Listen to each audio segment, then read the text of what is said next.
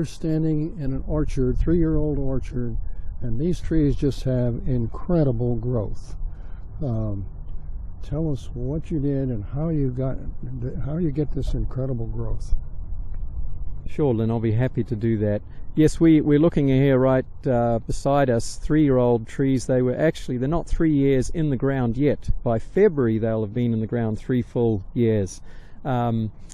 It's interesting, God really, His design, the way that trees and plants function is so incredibly diverse, and there's so many details to it.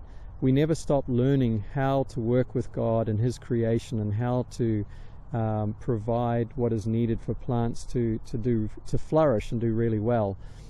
First, I want to thank Lynn. Lynn has been a tremendous help and a friend to me and to the cause of agriculture. He's well known all around the world.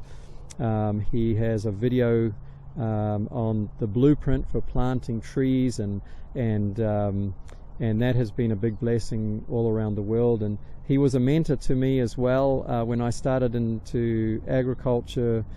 Well, it was probably 10 years ago or 11 years ago now. Lynn came out here, helped us with testing the soil and getting that mineral balance in the soil, and that really gave us a boost, and we got wonderful results from doing that.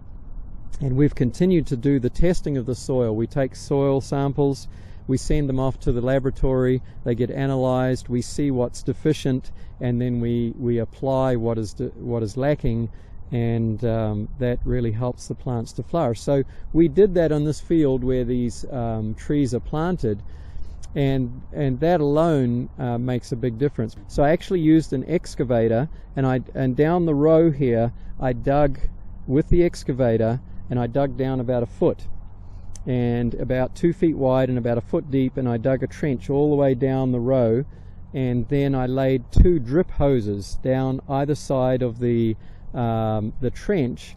And then where we planted the trees, these came bare root.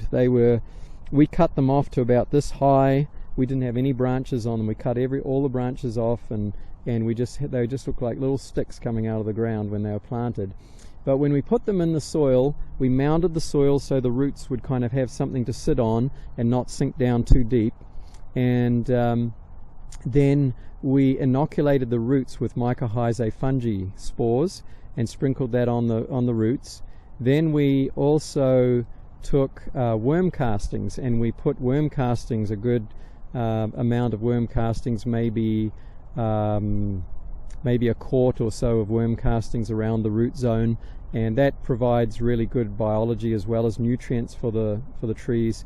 And then we took a product that is called seabird guano, and it's basically bird manure from Peru, and it's got a good amount of nitrogen and a good amount of phosphorus and a little bit of potassium in it, as well as other probably calcium and beneficial things that haven't been given in the analysis of them.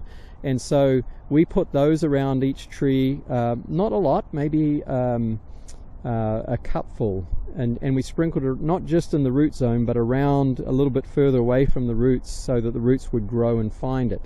And so then after we put those 2 drip hoses and put them, then we covered up the roots and backfilled the trench in.